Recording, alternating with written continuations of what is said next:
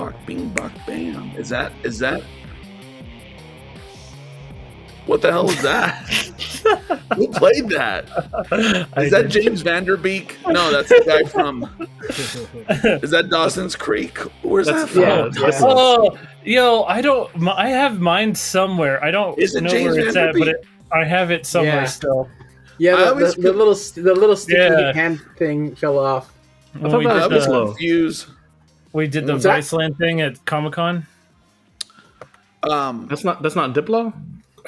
No, it's James Vanderbeek. He looks like Diplo. He looks like Diplo. That's why I don't know why, but I always confuse James Vanderbeek with Casper Van Diem from Starship Troopers. I don't know why. I think he's just generic white boy from the early 2000s, number 35, Alex. I could have confused all either too. Also. All the Chris's look the same. Chris Pine, Chris Swanson, Pratt, Chris Rock. They all Chris, exactly. Chris Rock, Christopher Lloyd, Marty. Hey, that's pretty good. Thank you. That was. I try on this show. Welcome to the Never Seen It podcast, the only podcast called the Never Seen It podcast, worth listening to. Today's episode is brought to you by Bristol brand cooked ham. If you want a ham that looks, tastes, and smells like cat food, Bristol brand has the stuff for you. So is that just spam? That would be an insult to spam. Spam I can stomach. I got 2 of these. I tried one of them on Easter Sunday. No. Did you go to the commissary or what? No dice for that. No, it was donated to me. To me. Oh, yeah. I figured it was donated. Yeah, dude. That seems the kind of ham that would be donated. Although parent emergency bags or whatever. Here you go, son. I went to the commissary and got you some. Now it's under my TV. It's the kind that would be mailed to you for sure. But that's why we'd go to church and we had Sunday dinner there. Arnold, remember, that's the kind of ham that would be served to us. Yeah, but they are in the bigger cans. It's so gross. It's so gross. Spam is the dick of Christ. Spam is if you thinly slice spam and you cook it kind of crispy with eggs and stuff. That's great. Dude. But this and with rice. Oh yeah, spam and rice. Spam, ooh, I had a roommate named John in college, and all he ate was spam and rice, bro. Was he thick? Was he thick? Oh boy, he was a thick boy. Yeah. Did he sweat a lot? I think so. His name was John. And I'd always be like, motherfucking John. And he would hate that. One time his friend was like, okay, John's here, but just do me a favor and just do whatever you do. Don't say motherfucking John. Because he hates that. So what'd you say? Mother lovin'? Mother trucking? More, actually. Hey, but shout out to the ham company. Shout out to the ham company, though. Shout out to the ham, yeah. Anyways, we're talking about the 2006 David Lynch movie Inland Empire. Logline: as a Hollywood actress begins to adopt the persona of her character in a film, her world becomes nightmarish and surreal, and that is an understatement. Starring Laura Dern, Jeremy Irons, Justin Theroux, Harry Dean Stanton. So many people popped up in this. Terry Crews, William H. Macy. Like, what? Like, not even a whole scene either, just like a snippet of a scene, William H. Macy.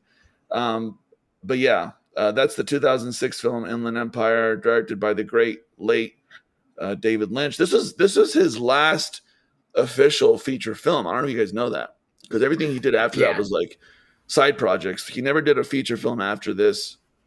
Or was it the second to last? He was supposed to do a Netflix animated show.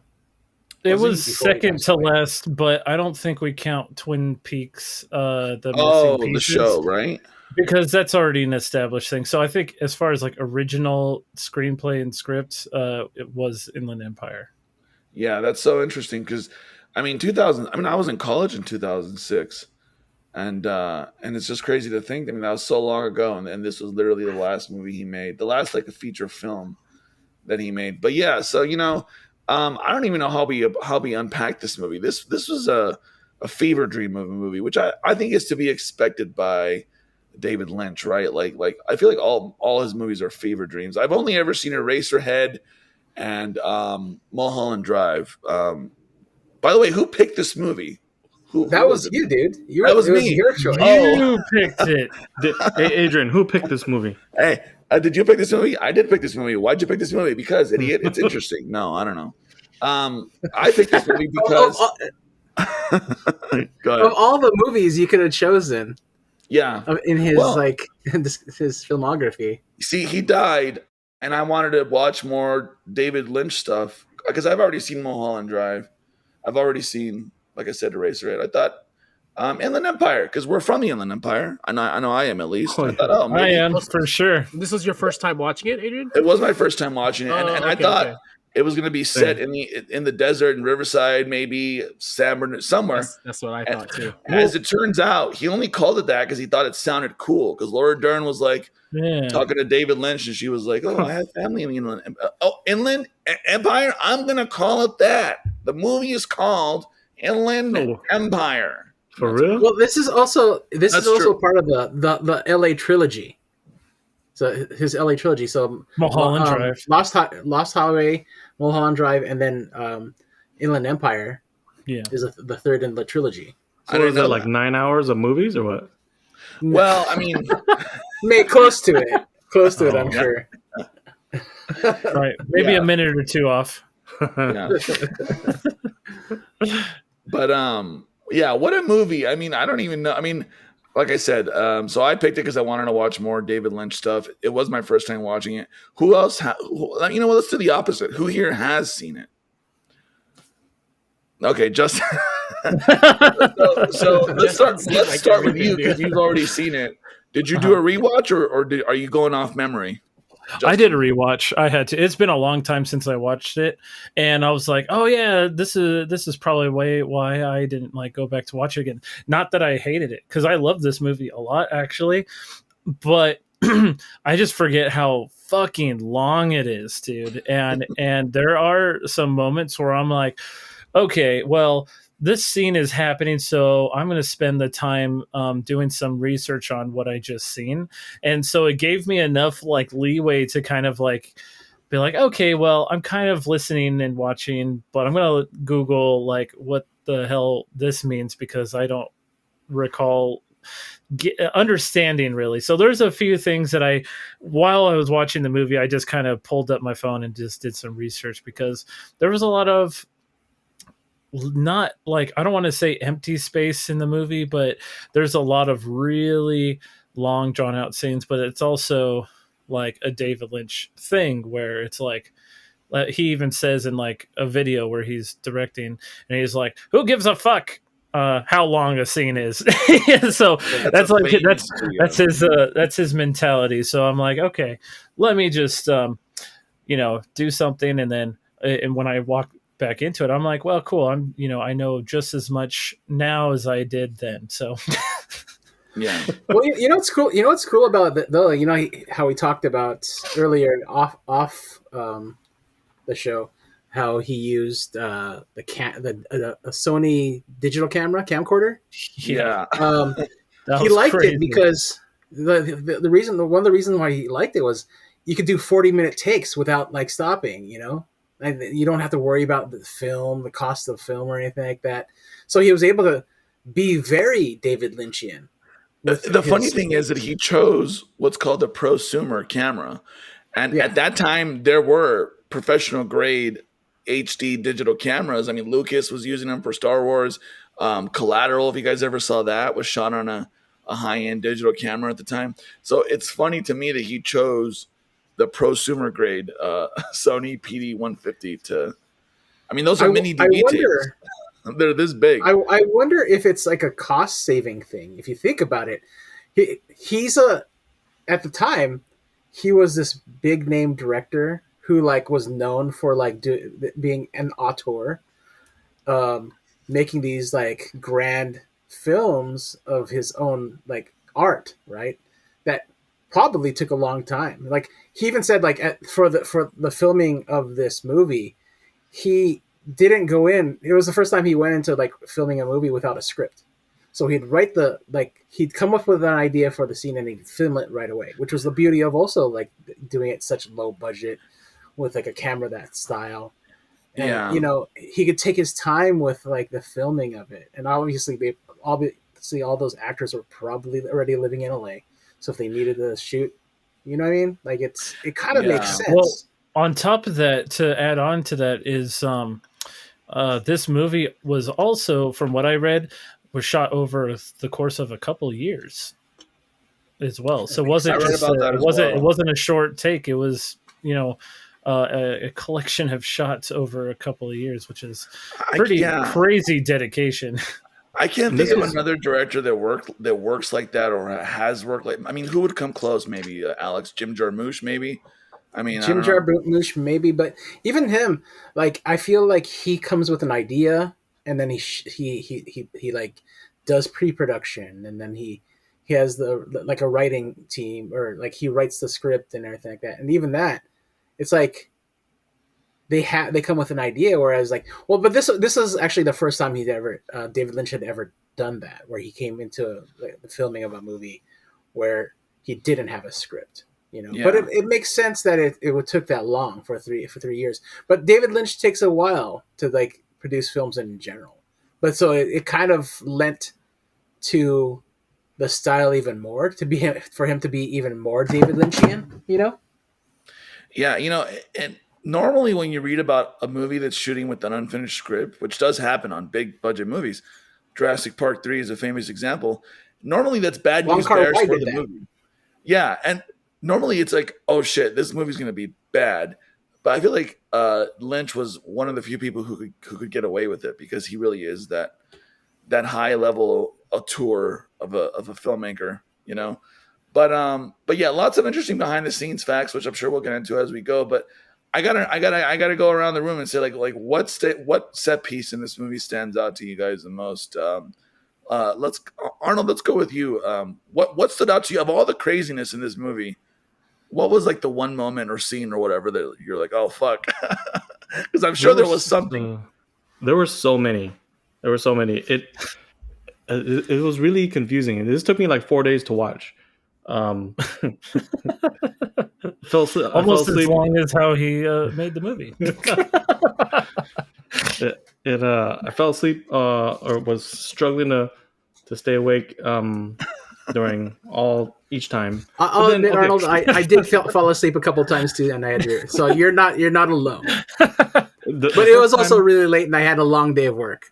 Yeah. I was dozing off during that scene with the girls, those weird girls, when she first meets them. I know. Go ahead, oddly, I did. Which too. one? The one where they show their faces. Yeah. Did that wake you? Did that perk you up, Arnold? You know what? Actually, when I was the next day when I was rewinding to find where I left off, I was rewinding and I was like I was like, what? I missed that. So then I was like, I for sure didn't see that. So I was like, okay, it was before that, so I gotta make sure to catch that. When we said set pieces, you were watching it just for the plot. That's all you cared about. You didn't care about anything else. Of course, the plot, the meaning, the depth. the something to chew on. That's cup size.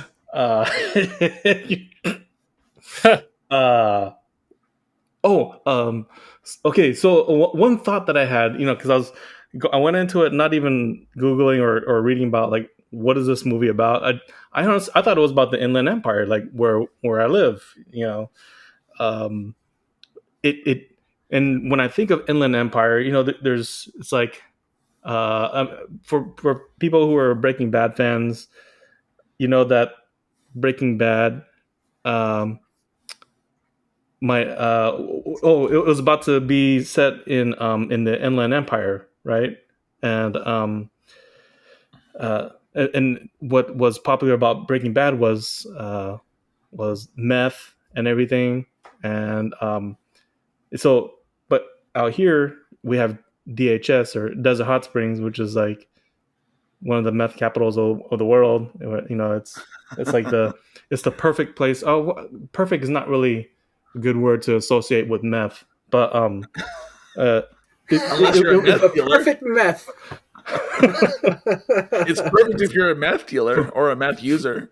or the cook, because it's always breezy over there. It's always difficult to find which house is cooking it, because it's hard to pinpoint the smell. Wait, why are you so invested in this? He has a long history with meth. Just so you know. Oh, yeah. Here's my Inland Empire reaction. Okay. The lead paint stare. That's good. That was There was a lot of I that. looked watching the whole movie. Wasn't there a lot of that where like they would, There was. like the guy with the glasses, like she would be talking, he's like, Yeah. He really I mean, I don't get it that. was in a meth den type of deal going on there. Yeah. Well, who was that guy? I was confused. He was like some like marriage lawyer, or what was he? I thought he was a So are you talking about the guy when she's telling the story about like Yeah. Yeah. So When she's all beat okay, that guy, and you end up later on finding out that he's the projectionist for the movie theater. Right. But he is actually a manifestation of the male bunny in that room. Oh. Wait, how did you make that connection? Because I'm Okay, curious. yeah. So he's yeah, the only I one. need- I need your guys' Okay. help to like digest all this. Well, Arnold will yield his time to Alex. Yeah, Alex, explain to us that, because I did not understand. I'll jump back to the DHS. Yeah, we'll come back to that. I didn't understand the whole bunny. The bunny stuff intrigued me. There was such a creepy fucking vibe to that whole bunny fake sitcom. So tell me. So Alex, yeah, it's definitely so. It was a sitcom, but it was based off of that that story that they were talking about, A Blue Tomorrow or something like that. Right. It's and that story is actually like a old Polish story, like an actual Polish story that wasn't finished, and that story is what's being told in that sitcom, right? And those bunnies are the characters in that story, but because it's an unfinished story, they're cursed to keep reliving it until somebody finishes the story, right? Oh. So it's a Wow. metaphor for like what's going on in the. So there's that whole thing, like, what is it? I have it in my notes. It's Oh, in the Inland Empire, like, there's the so the like construction. the tagline for the movie is "A Woman in Trouble," right? Right. So who's the woman in trouble? Laura Is it- Dern. No, it's not. It's the girl in the room watching the sitcom. Yeah. She's trapped in that room, and she's trapped watching that sitcom, and that's Oh, her the curse. ending makes so much more sense now. Oh my Yeah. god, I just Which had is- an epiphany. Oh my god. Okay. Yeah. So That makes they're all so much trapped. sense. They're all trapped, and it's also so David Lynch is very into transcendental meditation, right? Very much into that, and it's like it seems like it. they're the very beginning of the film, like when you see the visitor, that lady that walks up to Laura Dern's house. She's like Oh yeah.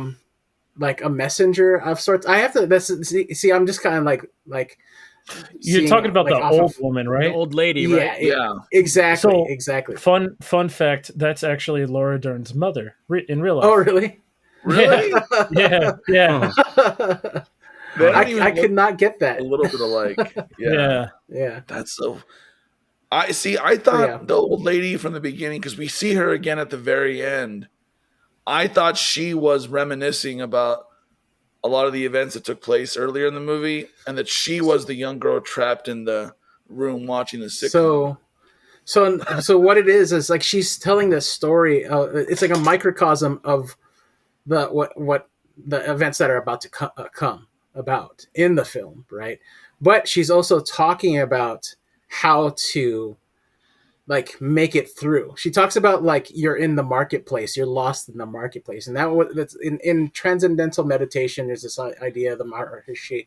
He talks about like there's levels to everything, right? And you're just in the marketplace. You're just looking at everything, and everything is all these vendors and everything are just like they have different experiences, and like you're like everybody's got something to sell you, right? But your goal is to make it to the palace. She talks about like you need to make it to the palace. And if you notice at the very end of the film, like everybody seems to like once they've actually been able to break that cycle, this ending sequence in the credits, they're in a palace, and all these characters who were trapped there, they're happy, they're joyful, and they're like celebrating, and they all have smiles on their faces. Yeah, exactly. Okay. And so that's what happens. That makes a whole lot of sense because I thought it was just a random, hey girls, let's get in here and film all the pretty girls dancing. Go ahead, and then that's what they did. They all were able to break out of that cycle. That I underestimate David Lynch. Adrian. Yeah. Thank you for clarifying that because I like. Yeah, that was going to be a few of the questions I was going to ask, but now that you mentioned that, I'm like, okay.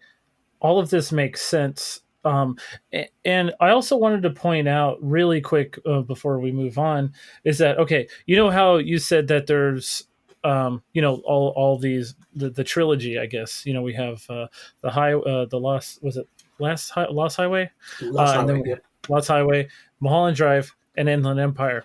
Now, while we were talking, I kind of just came up maybe with a connection in some sorts, but there's a scene in the movie where they're on the Hollywood Star Walk of Fame, right? And it's that scene where, spoiler alert, where she gets stabbed with a screwdriver, right? So the screwdriver, she ends up taking it out, and the screwdriver falls on one of the stars. And I was like trying to understand like what the connection was to that specific star. So the actress star that it lands on is what's her name? Dorothy.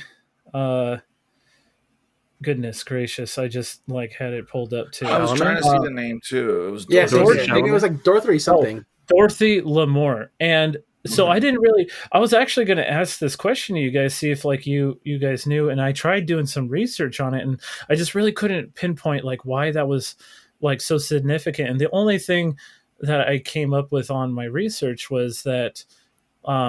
She wasn't the first one, but she was the first one in a wave of stars that were given, like the first Walk of Fame stars that were given. But I don't think that was necessarily the connection that was made. But the connection I did kind of make just now while we were discussing this was that similar to David Lynch's like LA like trilogy type of deal, I noticed that her set of movies that she's actually most known for are her road movies, like Road to Singapore, Road to Zanzibar, Road to Morocco, Road to Utopia, Road to Rio, Road to Bali, Road to Hong Kong. And I feel like there's cinematic universe. Yeah, there's a road cinematic universe taking place from between the 40s and the 60s. That's so crazy. I don't know. I don't know what the connection is with that star in particular, but maybe one of you guys did better research than me, because I was like, there's some significance. And I know David Lynch is like a guy that loves like old Hollywood. He's definitely an old Hollywood moviegoer type of guy. He's very knowledgeable in old Hollywood. And I don't know, maybe you guys know something that I'm still not connecting. I think you might have hit it on the nose, though. Like, I think he's just a fan of cinema, yeah. And maybe he just did that as an Easter egg, as like just like a shout out, hey Dorothy, kind of thing. It could be as simple as that, and that's the whole thing about David Lynch. He does things with intention. Like, don't get it wrong. Don't get it twisted that he's just putting stuff in there just to do it. Right. He has reasons, and he may not even say them. Like he's like, there's an interview where somebody asked him about the rabbits. He's like, I don't know, but I don't think I don't think he really wants to have to over explain it to people, because that's the beauty of this thing in general. He was talking about in an interview. He was like, I did a little bit of research, but there was just a lot of cool little interviews and everything. But one of the things he said was, in this world, you when things get, you see a piece of art, right? And when things get a little bit abstract, they start to taper off into like different like theories of things, right? And so what happens is, we all start to take our own ideas of what this film is, and that's he was like. You could tell him what you thought of that film and what you thought he was trying to say, and he like, it's beautiful, man. I love it. Yeah. He won't tell you like you're right. Yeah. Yeah, and that's kind of the cool thing about this film too. He was in that same interview. He was talking about like how the writing style of this film, where he was like writing a new scene every day, and he said, "I didn't know what was going to come of it, right? What's going to come about of this film." But as time went on in those 3 years, as you said, like he like started to see a narrative, and he was able to piece together how he wanted this connect. And I related it to like the way I used to write poetry when I was younger. Like I did a lot of free association, and whenever I did free association, I felt those were my best pieces over the stuff that I came with an idea with. Like I want to write about this, and whenever I wrote with a specific idea, I always thought they were the worst that I wrote, But like whenever I did free association, I'd write something and I'd look at it, and it's like one of those things where I feel our subconscious has a way of telling a story that we want to tell, and the right way to tell it. But if we don't just let it do that, sometimes we just like we're too much in control. Like if we let ourselves control things so much, it almost messes things up. But our subconscious has a way of like telling us the way to go, and I think that's like the beauty of like Inland Empire. I think you're 100% right, Alex. Thank you for that, because that makes it more justified. I think it's not just like a bunch of random scenes strung together. Like there's intent behind them, even if that intent was developed step by step, right? Because like they say in writing, like there's two kinds of writers, right? There's pantsers and plotters. Plotters write everything out beat by beat, how the story's going to go. That's the kind of writer I am. And then you have pantsers, guys like Lynch and George R. R. Martin, where they sort of just they figure it out as they go, man. They just kinda like you're pantsing somebody. Well, no, you pants, and you don't know what's behind underneath every pant, Exactly. Yeah. Also, flying by the seat of your pants, right? Flying by the seat of your pants, Arnold. You should try that sometime.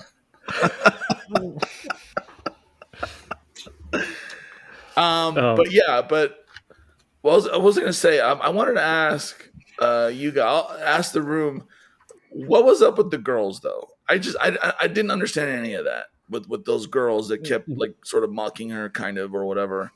Weren't they first? When you first saw them, weren't they actually some of like the maids in her house?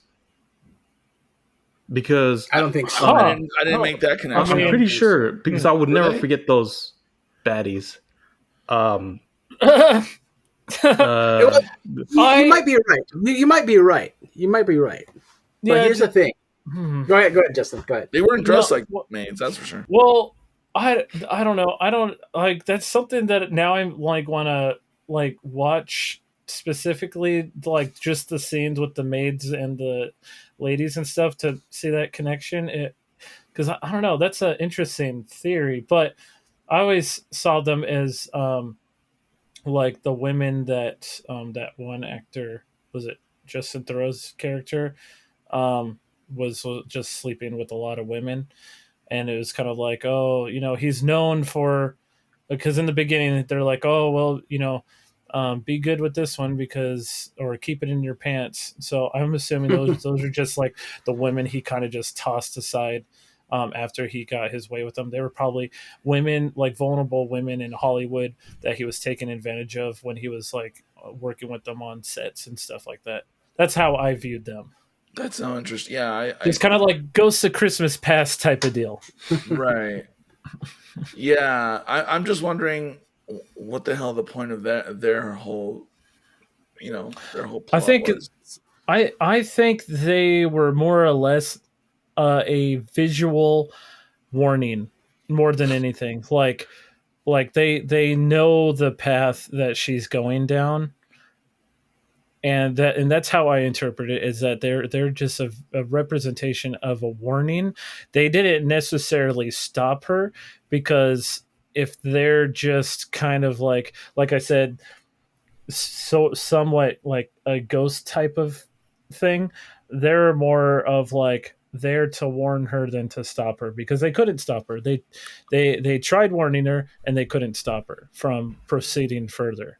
That's how Were they the same group of girls she was with at the end when she got stabbed, or was that a different set of chicks? So here's the woman in trouble, right? The woman in trouble at the very beginning, the girl who's watching the sitcom. Yeah. She's the woman in trouble, right? Laura Dern is the proxy for her, right, in this whole thing. What does that She's mean? an actress. A proxy, she's acting in place of a certain person. I know. right. Because So- like what Alex was saying, like you were saying, Alex, was that like it's not Laura Dern's character, it's that woman at the very end where she sees her husband and kid again. Yeah, exactly, that- exactly. She's the woman in trouble. That's She's- the connection. Exactly. So what happens is Laura Dern is going through the same kind of story that the woman in trouble was in, but they're trying to right the wrongs of what happened in that. If you notice, like the woman in trouble stabs or gets stabbed. It's still foggy to me, but then Laura Dern gets stabbed, right? You know, so. But they're all. She's going through these. Laura Dern is an actress, right? So she's like the perfect proxy to take on this mission.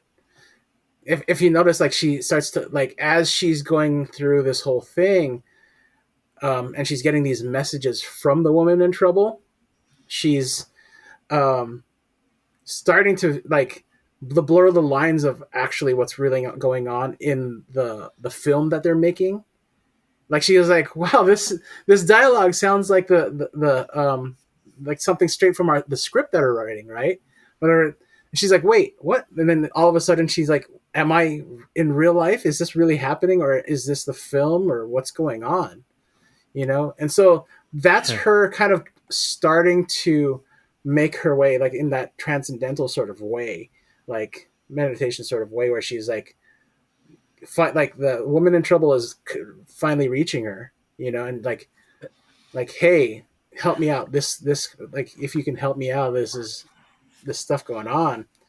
And so she had to like retrace those steps almost. Right? She had to become a hooker. But you think it's just like the part of is because if you notice almost at the very end, she when she gets stabbed and she dies, you know, she before that there's all those girls, right? So those are the same girls that were hookers that were also prostitutes during the time that the woman in trouble was a prostitute. Oh, she had to sell herself. Those were the same girls that she met. So those were all the same girls. If you look at them, they're all the same girls. That's what I was thinking and wondering if they were, and it sounds like they were. So yeah, so there is that. Same. Yeah. What was? I mean, any ideas on what that whole conversation between the homeless people meant? The whole taking a train to Pomona, because that felt out of place, but at the same time, I know it's David Lynch. I'm like, okay, so this has to have some subtext, right? It's so the Inland Empire. I just don't know what it is. Does anybody know? Does anybody have any ideas or interpretations of that whole exchange of dialogue between the homeless people? No. The whole time I was watching that scene, I was like, "Is that Terry Crews?" I was like, Yeah, same. I was even that was like my. I was fixated. Random.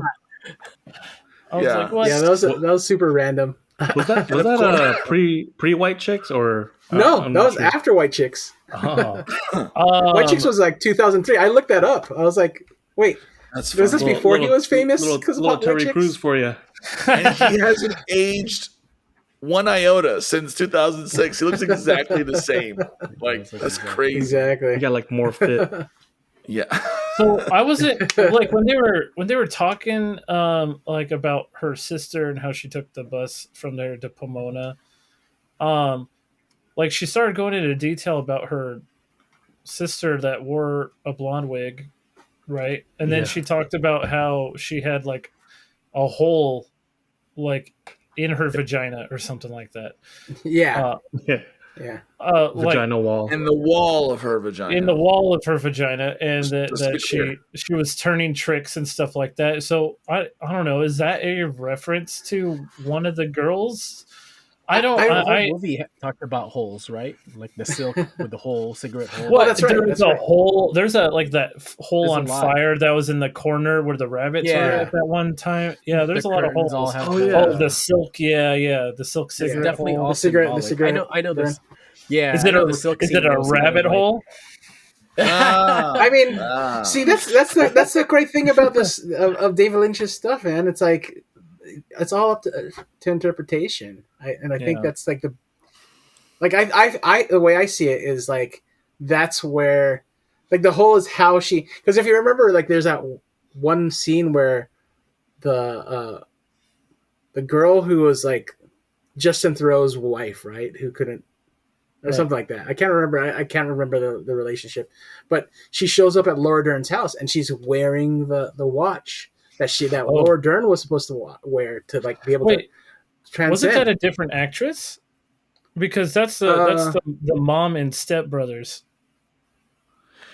Yeah, so I was Um, gonna say Mary Steenburgen, comes Yeah. in towards the end, but I don't remember her being the wife of Justin. I thought that was So no, remember another there's that one scene where like Laura Dern goes into that house, right? And I think that's part of the film.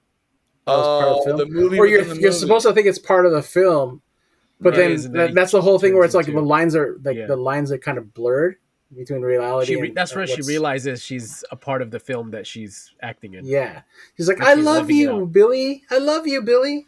And she's like, Yeah. she's like, "Get away!" And then she's like slapping Laura Dern. That's the same Yeah. girl who travels, who like Just- gets stabbed. Remember, she was in the police like interrogation room, and she's like talking to that police officer, and she has Yeah. that screwdriver. That's the same girl, and she's also the same girl who shows up at Laura Dern's house wearing the watch. So they're all, I think, trying to like help each other out to break this cycle. But 'Cause, tell me like, about even, Mary like- Steenburgen. Why does Mary Steenburgen show up at the end for that one scene, and that was it? I'm still confused about it. Like, this is obviously the first time I've watched it too, so I really want to watch this again. It sounds like, like you've watched it several times based on all this knowledge you have. By the way, I mean, I went into it like I watched it and I took as much as I could in, and like I got what was going on. I understood, Yeah. but once I watched a video like David Lynch talking about the transcendental meditation, and that's when it kind of like made sense. It's like, okay, Yeah. so these are all like certain things like when he talked, like I said again, like the marketplace, and how he talks about in that video is like the levels of transcendental meditation, and we're like at the very bottom level, it's like the unified field. I don't know if you guys have heard of that, the unified field, where I've heard all of of it, us but I don't are know what it one. is. We're like, it's like, I guess scientists have proven the existence of it, but it's an unmattered field where you can't really, you can't bring it to existence. You can't go to it. It's just something in the mind. But like in that plane, you can, we're all one. Like we're all the same, And so like that's why he's like, when you get to that place, you can find bliss and joy, and that's why like at the very end, you get to the palace and everybody's happy, So, but that's the whole thing with like everybody's in the marketplace and they're trying to make it their way to the palace, and so that Mary Steenburgen is also trying to make her way. She's like, but they realize that they're all there to help each other, like the gun from what's his name, Scrim, or like Crimp? it's Crimp. Laura Dern's Crimp. husband I was in like, Prim or real life. something. Yeah, but like he is like when they talk, he's in that room with all those three people, and then you see like the woman in trouble. She's just sobbing and crying at that table. They're trying to convince him to like bring a gun. He's the one that puts the gun in that drawer in that room.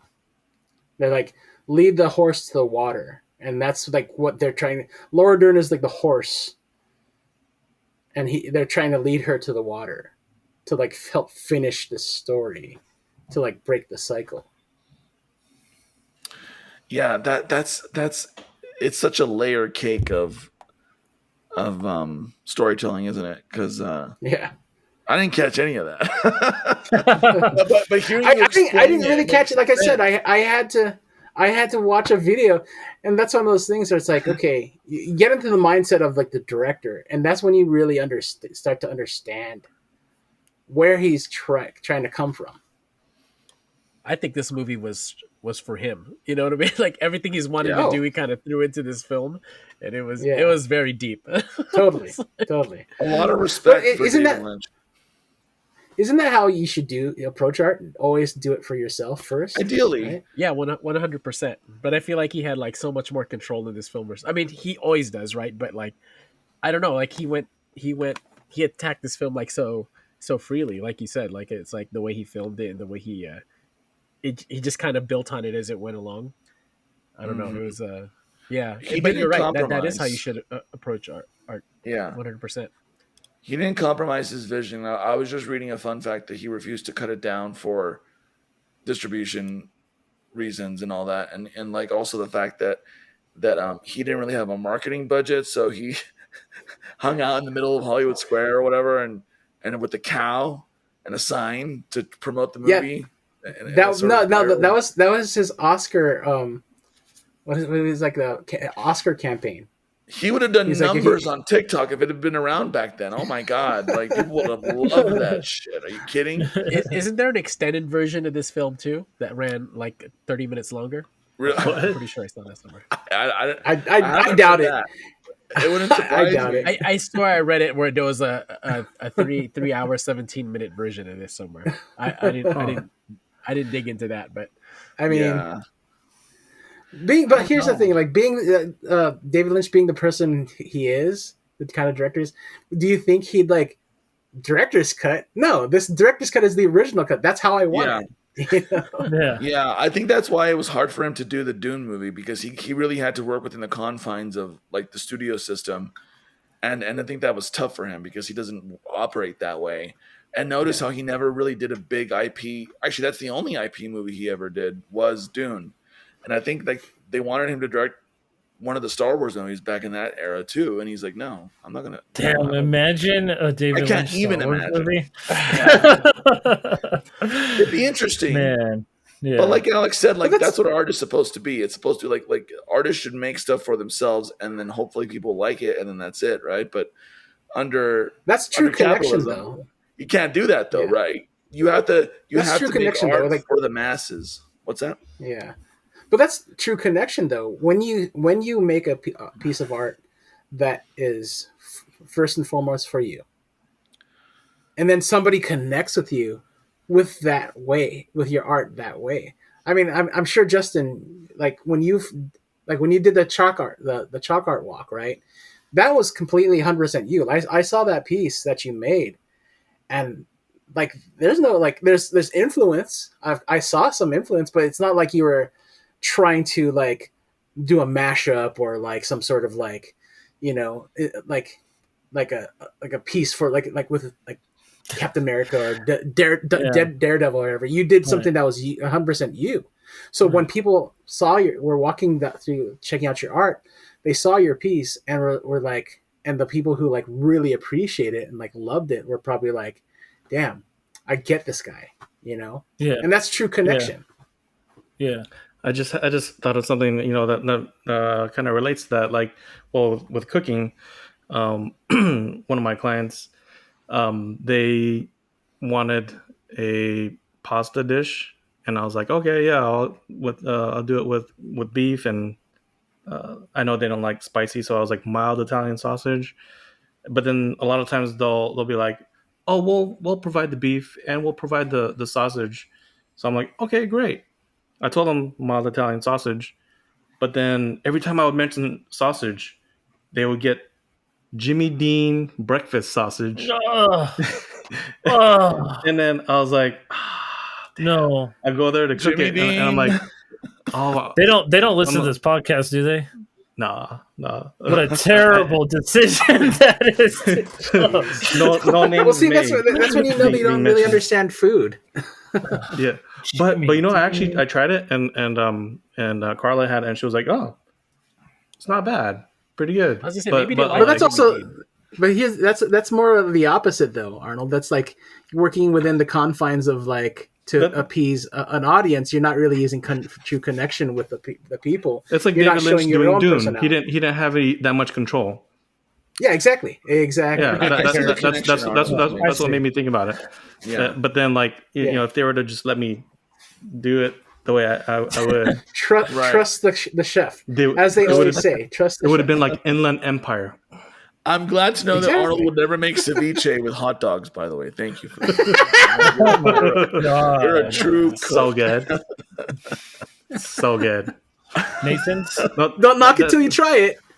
Yeah, exactly. That's the Inland Empire version of ceviche. That's real. You put Actually, hot no. dogs in your ceviche? Somebody on TikTok, it's one of those viral trends where it's like, look at this person making ceviche with hot dogs. God. I don't even like ceviche. And I'm like, what? Why would you use hot dogs? Like, come on. I had man. ceviche tonight. Yeah. I mean, it might be good if it's a good hot dog, but if it's like Bart's, I mean, I've had salsa on a hot dog. That was pretty good. No, That's not too that bad. makes sense. That's pretty good. That makes Yeah, that's- perfect sense. that's not bad. You know, you want your hot dog with some salsa. about- You don't want your what- ceviche with a side of hot dog. You know what I mean? Like, Or how I about guess a like hot dog? millennials with- are calling hot dogs glizzies now. What the heck? Oh yeah. Why? Glizzy. Why? What Yeah. the fuck is that? What's going I don't on know. there? What is? Yeah, I don't understand. I'm curious. What is the etymological Etymology? like I don't know. like timeline or like a line with that? You know, where Dude, does it yeah, I'm not- stem from? I'm not sure. I never I heard of have a no made clue. with edamame. I mean, yeah. I don't know. Oh, I've where had this one of stuff these made of originates. edamame. You know, Skibbity Dee Toilet is like a big thing now. It all started because of some chubby guy advertising fast food in Turkey using a song by a Turkish music artist that you know, it's like, okay, but what is it, skeezies? Or what are they calling them? What are they calling them? Hot dogs now? Glizzy? Glizzy. Well, Glizzy. That sounds wrong. Lizzie's. That sounds dirty almost. We're showing our age, guys. I know. Yeah, fuck it. You know? I will be the unabashed elder millennial on this show. Oh, I glizzy is just a looked hot- it up real quick. It's a metaphorical association to the Glock, to the handgun. I don't know. I still don't get it. What does that I do don't with the get it. hot dog? Put a I have no glizzy in my clue. mouth. I know. They shoot. Well, basically, what do they say? Every time you eat a hot dog, it takes how many months off your life or days off your life? Oh my yeah. god! I can't wait for the That's annual probably true. glizzy eating contest. You know, like, come on. I saw it on like Instagram or something. Some comedian was talking about how he was eating a hot dog and kids were laughing at him like he's eating Yeah, a I saw glizzy. that and, same like, video, that's why I was like, actually. what the hell is a glizzy? Hashtag same algo. How old is your funny. kid, Donnie? He's almost 10. He's 10. He's gonna be 10 in Okay. October. See, my kid's 7, so I feel like they're kind of in the same, learning the same memes. Yeah, as he they knows. come in. He was in that skibbity thing for a second. We're How about talking Mia? about, oh, she's 10. Arnold, how about Mia? Does she say like glizzy or skibidi or Ohio. anything like that? I think she knows Ohio. skibbity. She knows She knows skibbity. I took my son's at that age. I took him to the anime con and like I heard him say, "Look at that fat ass." When a girl walked by. I was like, "Fellas," and then he was like, "It was big." I was just saying it was a fat ass, and I was like, "Dude, he's just like, Dude, true story, really quick. My kid the other day, he had a bad day at school, and I asked him, I was like, "What happened, buddy? Like, why did you have a bad day?" He's like, "Because the kids were treating me like shit." I'm like, time out. Don't say that word. And I had to keep my composure because I wanted to laugh so bad because of my face. They were treating me like shit. Oh my god! I should I have wanted laughed to at high that. five Silas when he said that in the anime. Go. Yeah. Anyway, That's when you go, "You are a piece of shit." Mother of the Year award. Stop crying. Stop.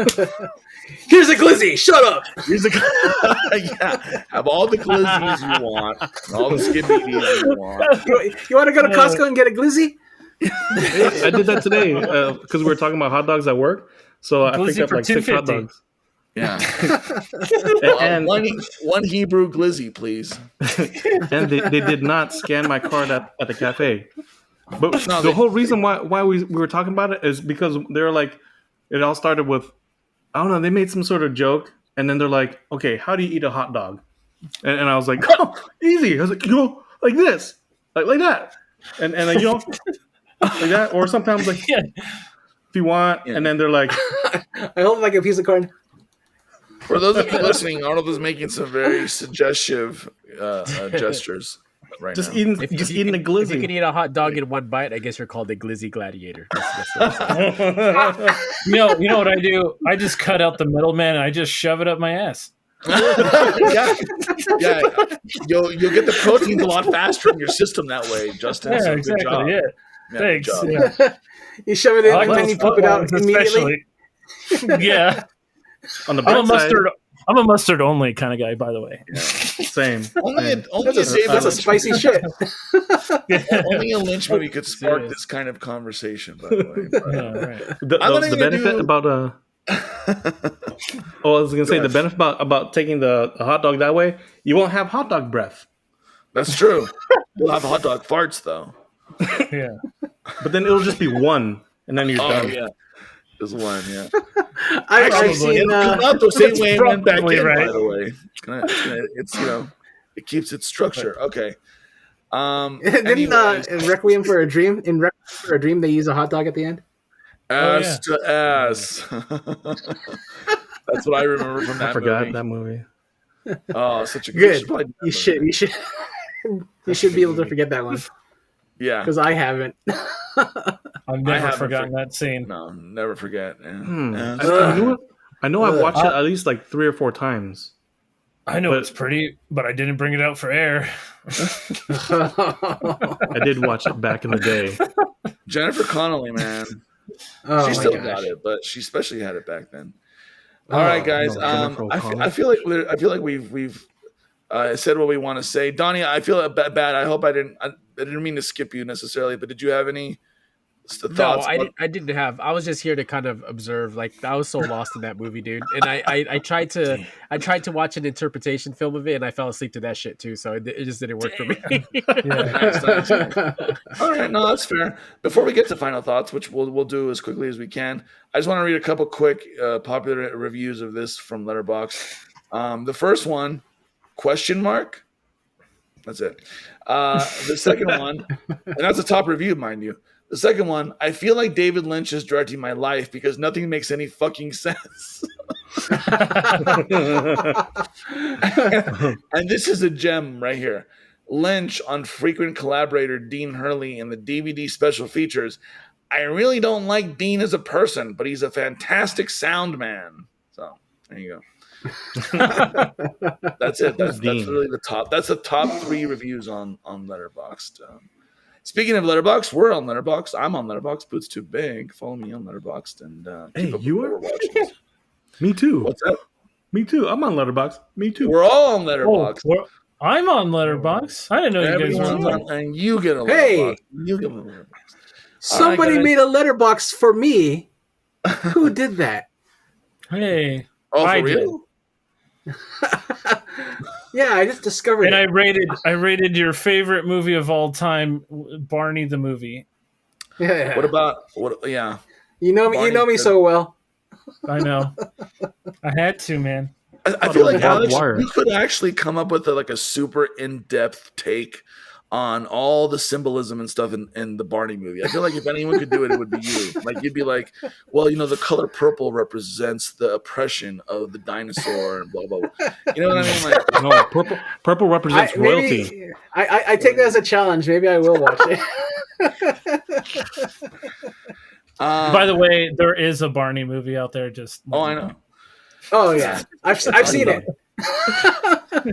It's my I favorite movie. used to have of all it on time. VHS. Yeah. I want to don't see know that where new it's at. PB movie or that doc. Is it a documentary where he's? Did you send that to me, Alex? For PB? Which one? Paul Rubin. Oh, there yeah, is? the new one that's Yeah. coming. It's gonna Yeah, that be looks coming good. out on HBO or something. Does that start That like looks every good. other Netflix documentary where someone's sitting down, putting on their mic, like, "Have we started yet?" Fucking hate that shit. They always do that. Well, Anyway. well, the cool thing, the way they started that one was like they made it be when they knew he was gonna die. I guess he made it during his The Paul final Rubens one. days. Yeah, Yeah. he even knew. He was like, "Yeah, this is kind of weird," Yeah. but to document his life when he knows it's gonna end soon. Yeah. You know, How did he pass away again? cancer. Oh, really? I forgot about that. Yeah. Yeah, Respiratory Paul Rubens was failure. great. And by the way, we have the Paul Callbacks. Pee-wee's Big Adventure. We reviewed that show, that movie. So check it out.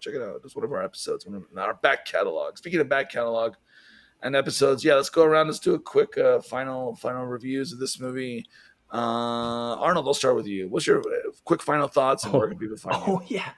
Let me finish the thought. So the way I understood nothing about this movie. I did watch it, and I was like, the one thing I was like, okay, they did say that something about the script, like it didn't finish being, and it was because it was like cursed, and I was going with that to try and piece the things together, but then I was like Saturday night, Sunday night, Monday night, Tuesday night, and then today, before the show, I finally watched it. I was like, well, I kind of get it. I think. No, actually. No, I didn't get it. I still didn't Don't get these it. discussions kind of help you understand it a little bit better? Yeah, Would you say? yeah, definitely now. But I'll tell you my feeling, my thought about it. Of everything that I have watched and gathered, it felt like methamphetamine in the Inland Empire. You know, when someone is fiending and they're like they need some more, they're just kind of like crazy. You're like, out there. It's just it doesn't make sense. Nothing makes sense. That's what the movie felt like. But then now, after we talked, it's like then when you finally have meth, and then it's like then things make sense, and you're like, then you get the whole reason. And you're like, oh yeah, that's why they had the watch duct tape to her hand, and the screwdriver was in her first, and then not her. Really quick. quick. Like weed, like makes you like think about stuff and like understand things. But does meth kind of do that too, or does it kind of like make you think more? I mean, I don't know. I mean, I've never done it, but I'm curious to know if that's a me Arnold. neither. Arnold, tell us. based on what you read, based on your research, Arnold. You feel like you do, and in your mind it makes sense, but then like when you're not high and you're like what do you call it, when you're coming down, like it just like it's the worst, and Yeah. things all it didn't make sense. That's the movie felt like a whole come down to me. Yeah. That's interesting. That's a very individual perspective that you have there based on your history with certain things in this world. So like that's kind of goes back to what we were talking about earlier about how doing it. art is individual, right? It's unique to the person. So like that makes sense, right? Like you're not right or wrong. I mean, you just are. So yeah, and then having this discussion with you guys and actually learning and my eyes being open about it is like going to is like what do you call that?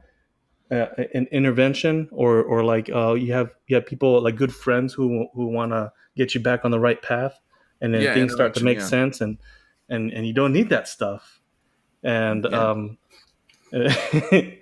how much you don't need gleaned meth this to movie. understand Inland Empire. Yeah, look how much you learned tonight without being high on meth. I mean, that's a win in my book. I don't know about yours. I definitely knew that there had to have been some meaning to a lot of the things. I was just like, oh, okay, this is one of those movies where like, okay, I'm gonna have to watch this a couple times, do some research to make sense of it, and I hope my facial reaction as Alex was talking about, like, the explaining it all and making, and Alex, and the things that you were talking about, Justin, like it really was like, yeah, had epiphany moments, and then it brought my score up a little bit in my mind. That's good. It sort of felt almost like Siberian film, but not so much in like that I hated it, but in terms of like after the discussion, it brought it up, and which actually ends up happening with a lot of other movies. Maybe just Siberian film was just traumatic to me, but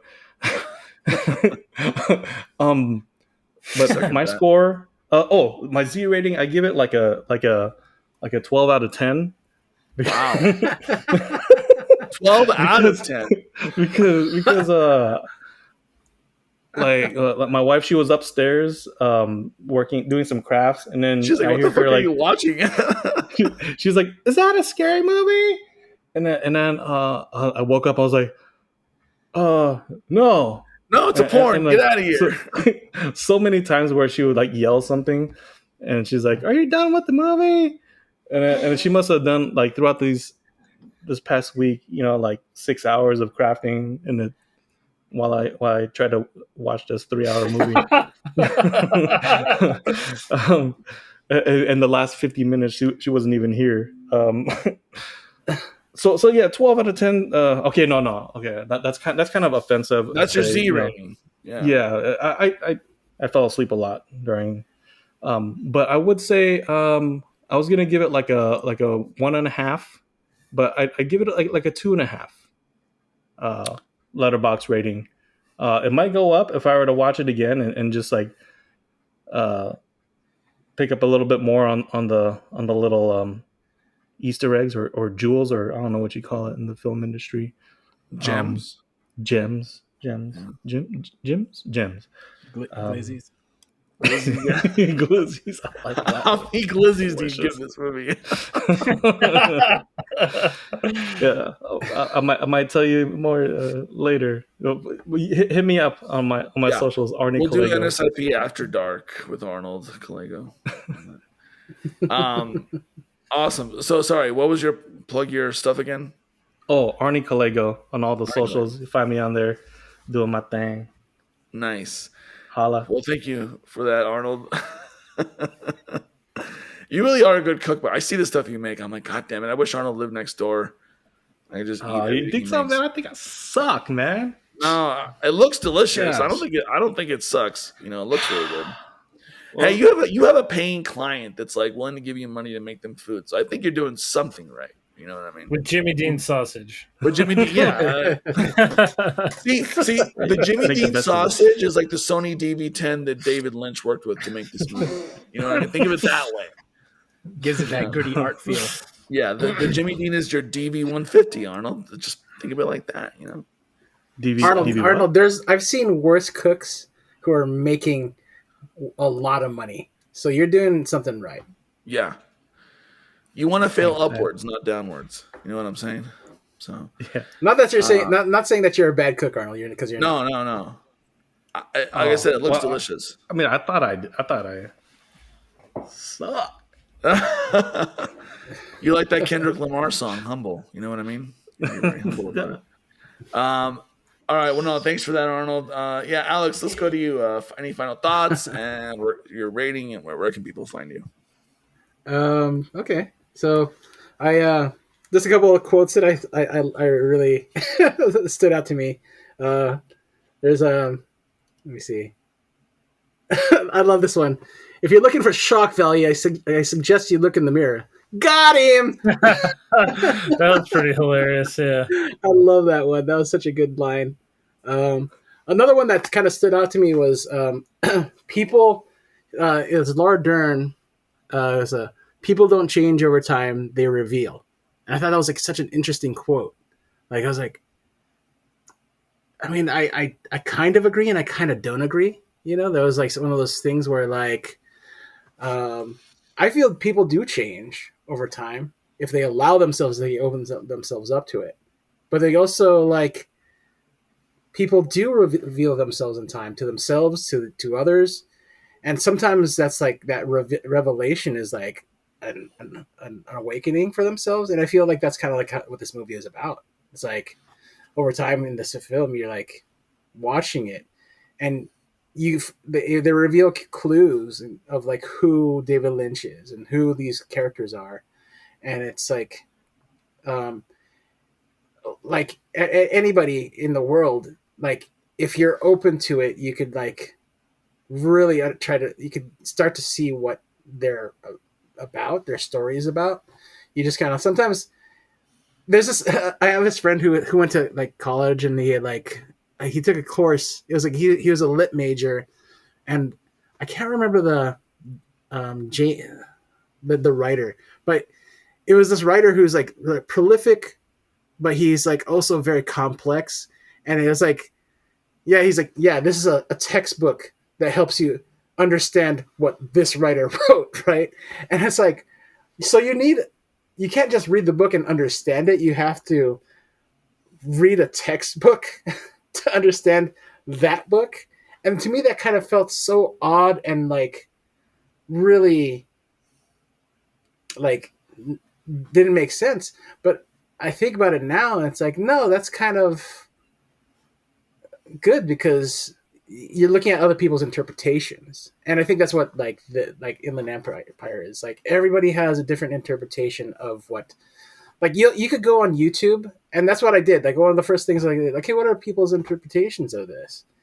And the first video was like obviously like the transcendental meditation one, and I thought that was such a cool interpretation. And that's like, and it made a lot of sense because he started doing transcendental meditation when he started filming Eraserhead, so he'd been doing it for decades already.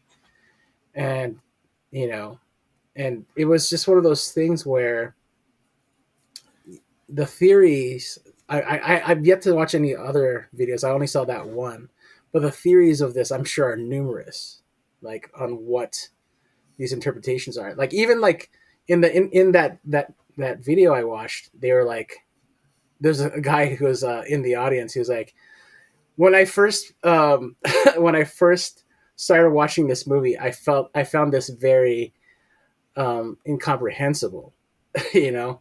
But as time went, and then but like as soon as he said that, he's like, David Lynch is like says, I get that a lot. You know, he even knows that he's kind of hard to understand sometimes.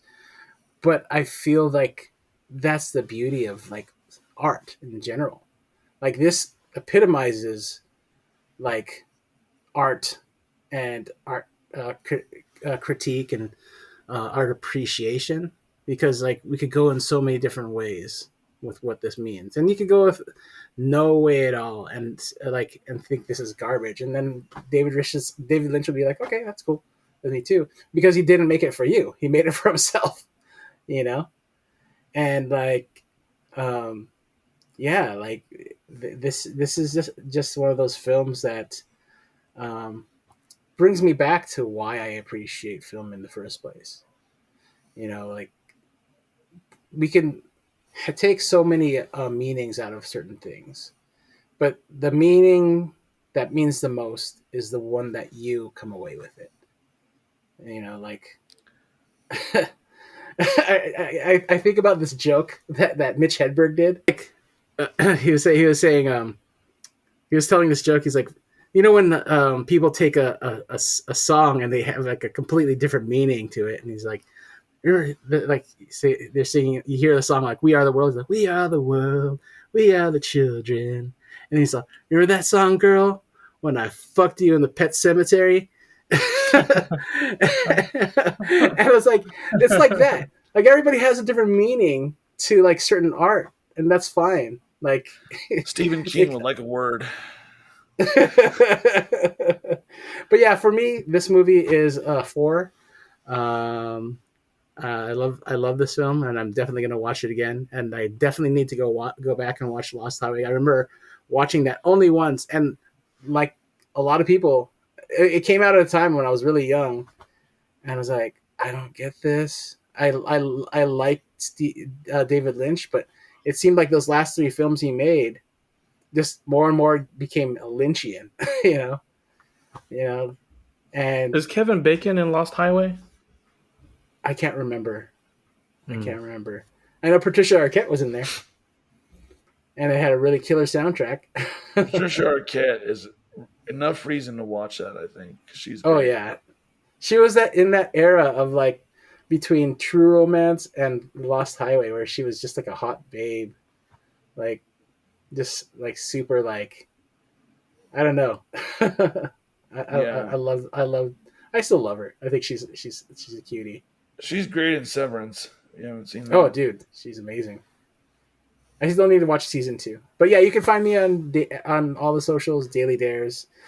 Check out my Depop, Collectible Galaxy. I'm posting some new stuff. Got some new items to sell. So yeah. All right, Alex. Thank you for those words. As always, you always bring a whole new way of thinking about things when we do these discussions. So thank you for that. Justin, let's go to you next. Final thoughts and where can people find you? Yeah.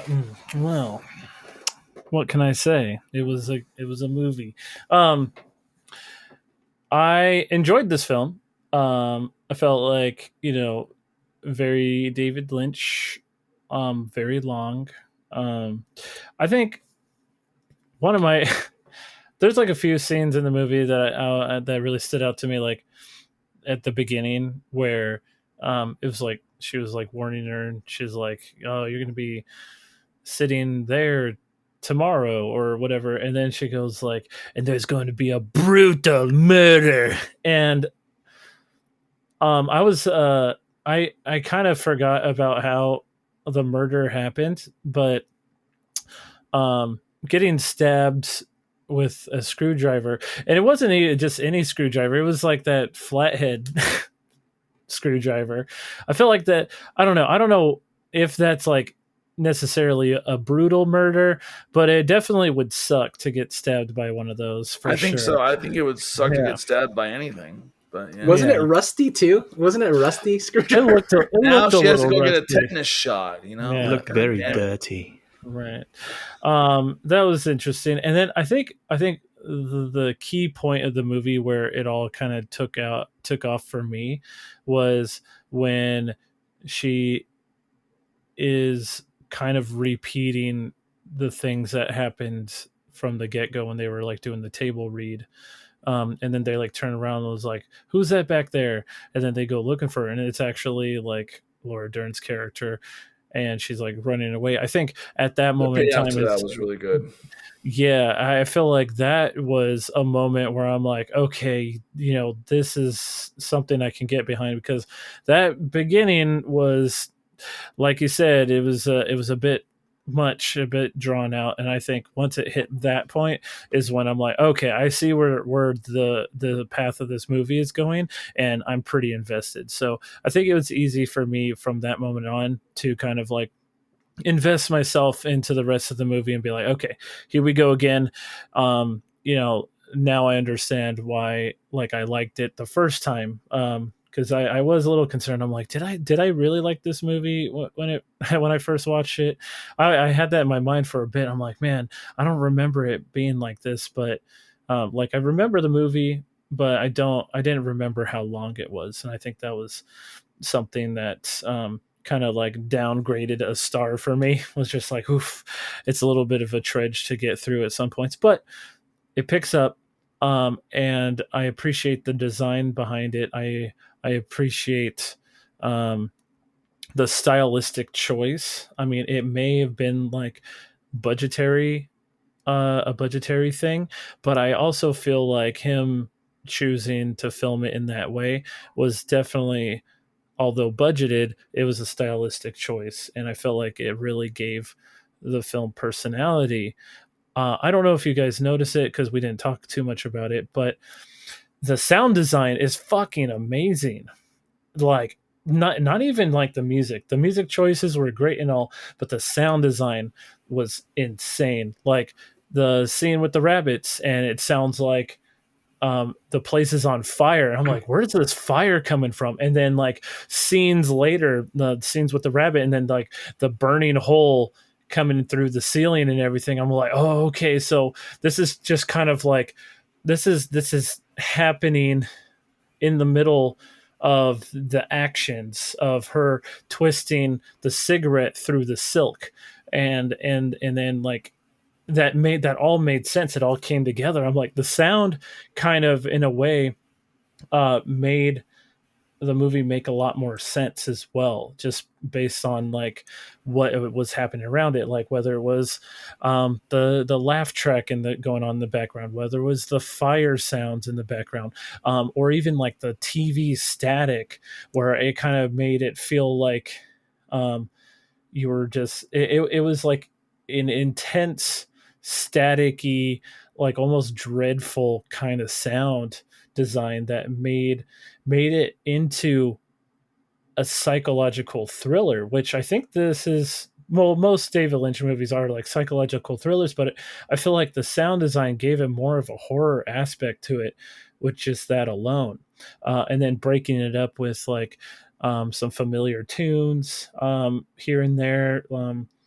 Yeah, I think the sound design is just on a whole other level. I think they paid a lot of attention to what they were doing when it came to the sound.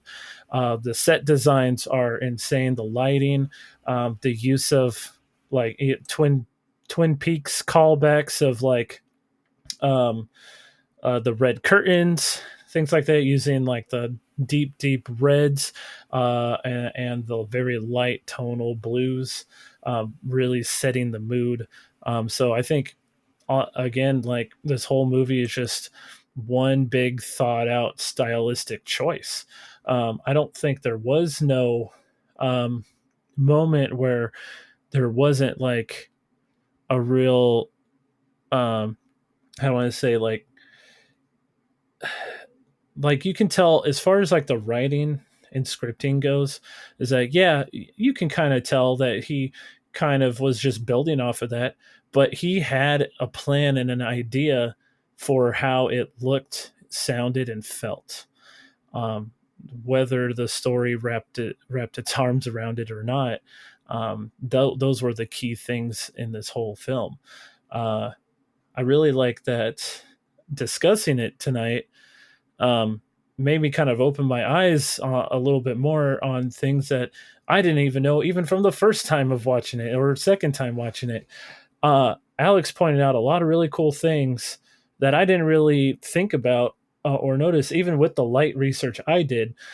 Um, so it really opened my eyes on like, okay, a lot of the things in this movie are connecting.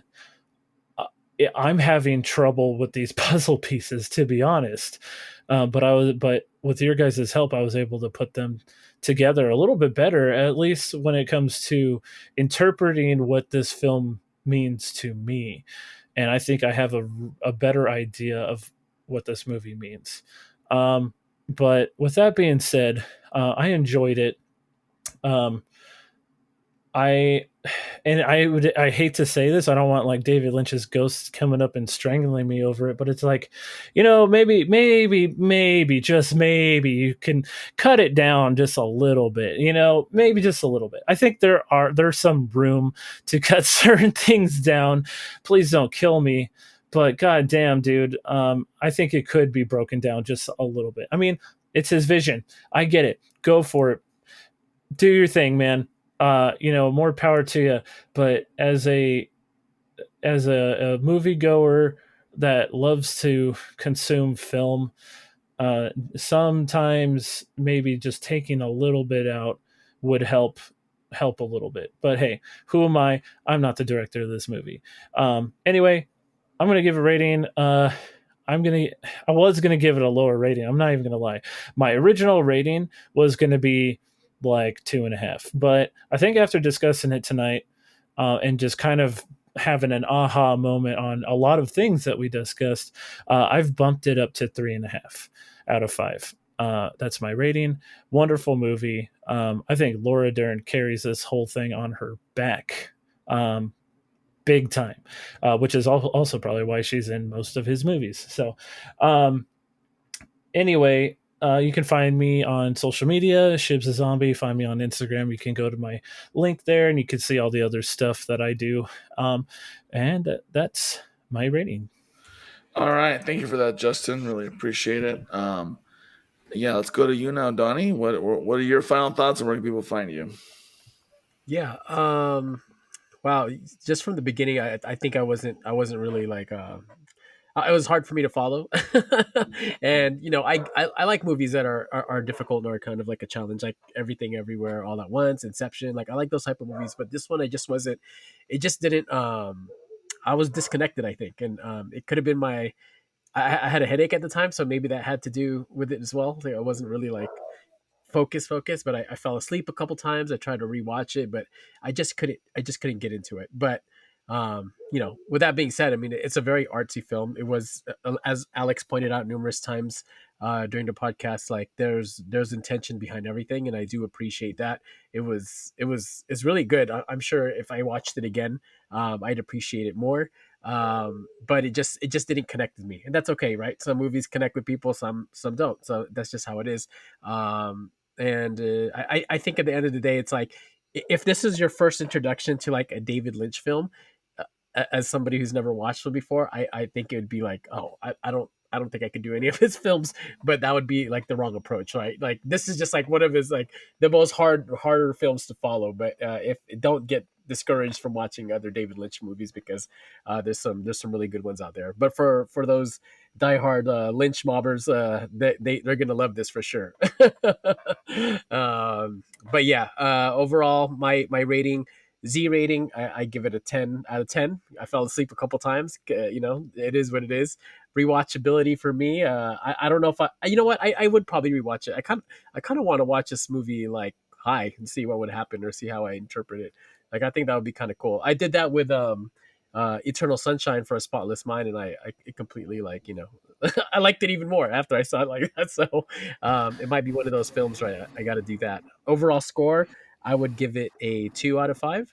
You can find me on Letterbox on Donnie Appleseed, and then Instagram _Donnie Appleseed. But yeah. Oh, Awesome, thank and you for that. to piggyback off of Justin, I think Laura Dern did an amazing job in this film as well. Like, Oh amazing. yeah, I think she may have won an award for it. I'm not sure, but she was really good. we will have our research department look into that. But yeah, Yeah. she Another really thing does. I wanted to bring up, like that I liked what Justin said about the sound design. I don't know if you guys noticed. It was like there were certain scenes that seemed like they were using the onboard microphone. I love that choice, that stylistic choice. Like at the very beginning, it sounded like they were using like when they had those shots that were far away. It felt like they were just using the microphone that was on the camera. Yeah, I don't know if you guys noticed that. I did I notice noticed a that. lot of that. I mean, the I sound noticed it design for sure. it stood out. I mean, sound is 50% of any visual medium, right? Especially movies. And I noticed that it's called what is it? It's like the motor, no, like the internal motor of the camera gets picked up by the onboard Yeah. microphone. If you ever, anyone who's old enough to have used mini DV cameras back in the day, you know exactly what I'm talking about. Yeah. It was the bane of my You know, this- existence when I was learning this shit. You know, I used VHS cameras. What are you talking about? VHS. Yeah, well, I definitely heard that was a little the bit tape before winding. me. I came up during the mini DV era, which is why it's so funny that this movie by this major director was shot on the same shit I was filming on as a kid. Which is why my final thoughts are that I appreciate David Lynch as an auteur director. I feel like he's the last great auteur director that there is, really. I mean, I don't think someone like David, and I hate to say this, I don't think someone like him could survive in the modern age, because it's just there's no room for doing these kinds of films nowadays, right? Like it's everything has to be a big IP, project or whatever. And it's like, I don't know that a guy like Lynch could survive in the modern era, but it is what it is, and it doesn't matter now because he is obviously deceased. But we lost one of the greats. I don't know about you, Adrian, but there's this, because I'm actually thinking about purchasing a like digital camera of some sort at some point in time, but it's like there's a resurgence of like digital, and so Yeah. I feel like you're wrong on that. I feel like it's coming back, and you know what? I'm just gonna even I'd say love this to see it. as a believe me. compliment to you, is that Honestly, you made some great stuff Oh, thank you. comedy, funny stuff using the equipment you had, and that is the point. And I think David Lynch is like kind of like this pedestal guy of like, you can do it with what you have, whether it's your phone, digital camera, use something to make something. Yeah. He's always championed that idea. He's like you can do it. He's like, there's no need for you to wait for me to make any films. He's You Rob can go Schneider and do in The Waterboy. You can do it. Yeah, exactly. He was Yes. being the water boy That's a for terrible everybody reference. when it comes to Never film. compare Rob Schneider to David Lynch. Never. But like, again. I also agree with Justin. I think you're wrong too about like the fact that this kind of film can't be made. They can. It's and I think it is coming back. Like the fact that people are feeling the way we are about like big IPs. You already start seeing it with like more independent cinema coming out. More like our people are, and they're really pounding the ground and really like we are independent cinema. We want more independent cinema. I don't care to see more like big IP stuff. It's already, all that stuff is going away, and in this climate, the political climate that we're in, we need more of this kind of film. We need I agree more with you, and cinema. I hope to be proven wrong on that. I hope to see that resurgence. And honestly, after seeing this movie, I kind of want to go back to California and dig up my old Canon XL2 camcorder and just fucking film everything on that. Forget the iPhone. Forget the mirrorless fancy camera with the exchangeable lenses. No, go shoot on 3-chip fucking, mini DV camcorder, my friend. I'm inspired to maybe do that. I mean, someday. I've been filming stuff myself that like where it's just like those long drawn out shots because I love that. I just love seeing the motion in the scenery. I don't need to like have always somebody in there talking and like having this. Like I love the subtlety of like seeing background stuff moving around. I mean, look, and that's part of what I was going to say too, is that I'm glad he shot it on this format because I feel like that aesthetic really lends to the creepy, surreal vibe of this story. I don't think it would have felt as surreal or creepy if it had been shot on 35. I think it would have been a completely different movie. I think probably, most likely. So I appreciate that he did that. He pulled it off, and he was just unapologetically, just himself as an artist, as an auteur, and fuck commercialism and fuck doing it for money and whatnot. Like he did it for himself, right? Like we said earlier, I think it was Donnie that said it. Like he made it for himself, most likely. And look at that, we're still talking about it almost 20 years later. Like this, it's still a movie that people are going to be talking about and studying and making discussion videos and podcasts. So like obviously he did something right. So I do appreciate that a lot. And the other thing I appreciate is also just want to say echo about what you guys said about Laura Dern. She really does carry this movie. Like holy shit, give her an Oscar just for being in this film because what she probably had to go through behind the scenes. I mean, it seems crazy, like it's funny that I saw an interview with her in that video, and she was like, she didn't even know what role she was doing. She was they were talking at the premiere. She's like, I don't even know what my character is. So I'd like to know what after watching it tonight. That when I watch the premiere, and it just shows you, right? Because like that doesn't even matter to a lot of these actors. They just wanted to work with David Lynch because look at all the people that were in this. Like they just wanted to work with him. Like who cares what it's about? Like it's a David Lynch movie. Fuck it. Let's go. We'll work for scale and we'll do this movie with him. Who cares? Who cares if it's weird? Let it be weird, right? That's his whole brand. So was his whole brand, unfortunately. But yeah, I enjoyed it. I think I've said before. I had a film instructor that in college that said, I don't care what you do in a movie if it's offensive or if it makes me laugh or cry or cringe or whatever, just don't fucking bore me. And this movie did not bore me. I don't think there was even the scenes with those girls and the girl taking out her tits and all that. Even that wasn't boring. That was like, I kept like kind of trying to doze off, and I was like, wait, what's going on? And I wasn't really bored. So I'm giving this movie a 3.5 out of 5 on Letterboxd, where you can find me. You can find all of us on Letterboxd, on all social medias, all of our social handles.